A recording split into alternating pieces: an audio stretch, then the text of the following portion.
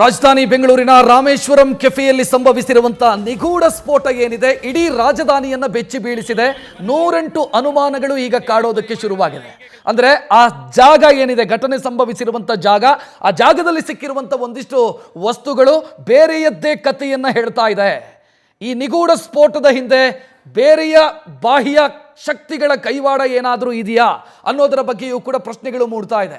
ಸದ್ಯ ಪೊಲೀಸರು ತನಿಖೆಯನ್ನು ಮಾಡ್ತಾ ಇದ್ದಾರೆ. ಅಗ್ನಿಶಾಮಕ ದಳದ ಸಿಬ್ಬಂದಿ ಸ್ಥಳಕ್ಕೆ ಆಗಮಿಸಿದ್ದಾರೆ. ವಿಧಿವಿಜ್ಞಾನ ಪ್ರಯೋಗಾಲಯದ ತಜ್ಞರು ಕೂಡ ಸ್ಥಳಕ್ಕೆ ಆಗಮಿಸಿದ್ದಾರೆ. ಬಾಂಬ್ ಸ್ಕ್ವಾಡ್ ಸ್ಥಳಕ್ಕೆ ಆಗಮಿಸಿದೆ.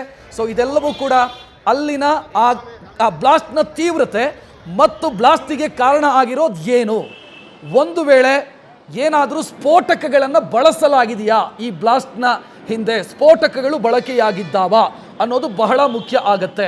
ಸ್ಫೋಟಕಗಳು ಈ ಡಿಟೋನೇಟರು ಕನೆಕ್ಟ್ ಮಾಡಿರೋದು, ವೈರ್ ಮೂಲಕ ಕನೆಕ್ಟ್ ಮಾಡಿ ಬ್ಯಾಟ್ರಿ ಕನೆಕ್ಟ್ ಮಾಡಿರೋದು, ಇಂಥದ್ದೇನಾದರೂ ಆಗಿದೆಯಾ ಅನ್ನೋದು ಬಹಳ ಮುಖ್ಯ ಆಗತ್ತೆ.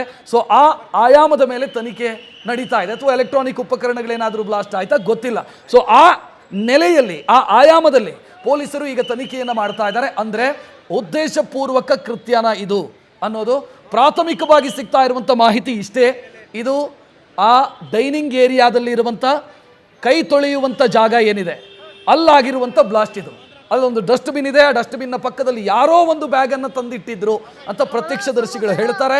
ಆ ಬ್ಯಾಗು ಬ್ಲಾಸ್ಟ್ ಆಗಿದೆ ಅನ್ನೋ ಮಾಹಿತಿಯನ್ನು ಪ್ರತ್ಯಕ್ಷದರ್ಶಿಗಳು ಕೊಡ್ತಾ ಇದ್ದಾರೆ.